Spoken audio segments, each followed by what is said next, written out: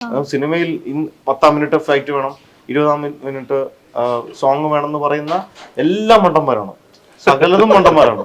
പുതിയ ട്രെൻഡ് എന്ന് വെച്ചാൽ തമിഴ് പാട്ട് എങ്ങനെയെങ്കിലും ഒന്നും കയറ്റാൻ പറ്റുമോ എന്നുള്ള സിനിമയിൽ എന്നുവെച്ചാൽ മറ്റ് അത് ഭയങ്കര ഹിറ്റാണ് അത്ര.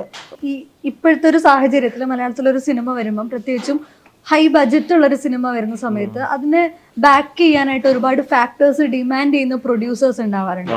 അത് ഇത്ര നമ്പർ ഓഫ് സോങ് സീക്വൻസ് വേണം, ഇത്ര ഫൈറ്റ് വേണം എന്നുള്ള രീതിയിൽ അത്ര ഒരു ഡിമാൻഡിങ് ഓഡിയൻസും പ്രൊഡ്യൂസേഴ്സും ഉണ്ടാവുന്നു എന്നുള്ളൊരു. അതിപ്പോ കഴിഞ്ഞ ദിവസം അഭിം പറഞ്ഞ പോലെ ഇപ്പം ഇവിടെ മലയാളത്തിൽ തിരക്കഥ വായിക്കാൻ കൊടുക്കുക, പ്രൊഡക്ഷൻ ഹൗസിന് കൊടുത്തു കഴിഞ്ഞാൽ അവരത് 10 പേർക്ക് വായിക്കാൻ കൊടുത്ത് അതിലൊരു സർവേ എടുത്ത് അങ്ങനെയൊക്കെയാണ് പരിപാടി നടക്കുക, നമ്മൾ പോലും അറിയാതെ. പ്രത്യേകിച്ച് ആദ്യ പടം ചെയ്യുന്നത്. പക്ഷെ നമ്മുടെ പ്രൊഡ്യൂസേഴ്സ് ആകെ വന്നിട്ട് നമ്മളൊരു 20 മിനിറ്റിൽ കഥ പറഞ്ഞു. അത് കഥ മാത്രം, അതായത് സിനിമ ഇങ്ങനെ തുടങ്ങുന്നു പോലും അല്ല, ഇതാണ് കഥ. ഒരിടത്ത് ഒരു വർഗീസ് പീറ്റർ ഉണ്ടായിരുന്നു എന്ന് പറയുന്ന ഒരു കഥയുണ്ടല്ലോ, ആ 20 മിനിറ്റ് കഥയേ ഉള്ളൂ. പിന്നീട് അവർ സ്ക്രിപ്റ്റ്, എനിക്ക് തോന്നുന്നില്ല അവർ രണ്ടുപേരും സ്ക്രിപ്റ്റ് വായിച്ചിട്ടില്ല. ടിപ്പു വായിക്കാൻ ഒരു സാധ്യതയില്ല. അത് റിസ്ക് എടുക്കാൻ തയ്യാറായി തന്നെ വിശ്വാസമാണ്. കണ്ടന്റ് കിട്ടി, പിന്നെ അനുരാജുമായിട്ട് ഉള്ള സൗഹൃദം ഉണ്ടായിരുന്നു.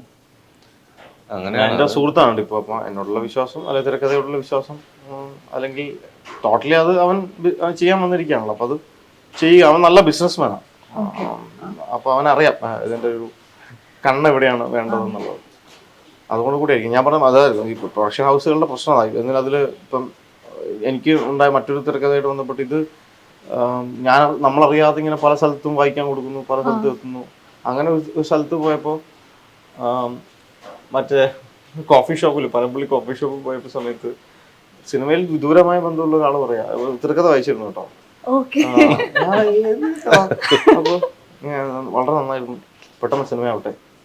അത് നിങ്ങൾ എവിടുന്ന് വായിച്ചാൽ അതല്ല, അത് വേറെ സുഹൃത്ത് വഴി വായിച്ചാൽ. പക്ഷെ പ്രൊഡക്ഷൻ ഹൗസിന് വായിക്കാൻ കൊടുത്ത തിരക്കഥയാണ്.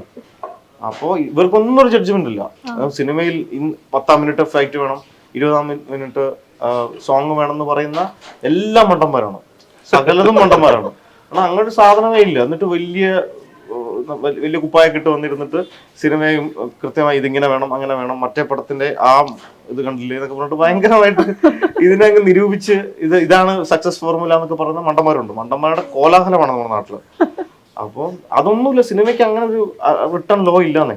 പക്ഷെ സിനിമകൾ റിപ്പീറ്റ് ചെയ്യപ്പെടുന്നത് ഇപ്പം ടെംപ്ലേറ്റ് സിനിമകൾ, ആ ടെംപ്ലേറ്റ് സിനിമകൾ കൃത്യമായി സ്ക്രിപ്റ്റ് ഉണ്ടെങ്കിൽ അത് കൃത്യമായി വർക്കാവും. അല്ലാതെ ഇക്വേഷൻ വൈസ് ഇപ്പം ഒരു സിനിമ ഇറങ്ങിയതിന്റെ ചൂട് പറ്റിയിട്ട് എപ്പോഴും എല്ലാ കാലത്തും മലയാള സിനിമ നോക്കും ഒരു സക്സസ് ഫോർമുല ഉണ്ടെങ്കിൽ ഇപ്പം പുതിയ ട്രെൻഡ് എന്ന് വെച്ചാൽ തമിഴ് പാട്ട് എങ്ങനെയെങ്കിലും ഒന്നും കയറ്റാൻ പറ്റുമോ എന്നുള്ള സിനിമയിൽ എന്നുവെച്ചാൽ മറ്റ് അത് ഭയങ്കര ഹിറ്റാണ് അത്ര. ഏതെങ്കിലും പഴയ തമിഴ് പാട്ട് ഇതിലേക്ക് കൊണ്ടുവന്ന മഞ്ഞുമലും വേറെ 2 പടങ്ങളൊക്കെ ഉണ്ടായിരുന്നു.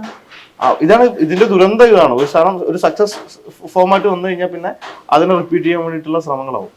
ഇപ്പം നമ്മളതിന് വഴങ്ങി കൊടുക്കൂല എന്നുള്ളത് നമ്മൾ തീരുമാനമാണെങ്കിൽ ചിലപ്പോൾ 6 വർഷമൊക്കെ വെയിറ്റ് ചെയ്യേണ്ടി വരും സിനിമയിൽ.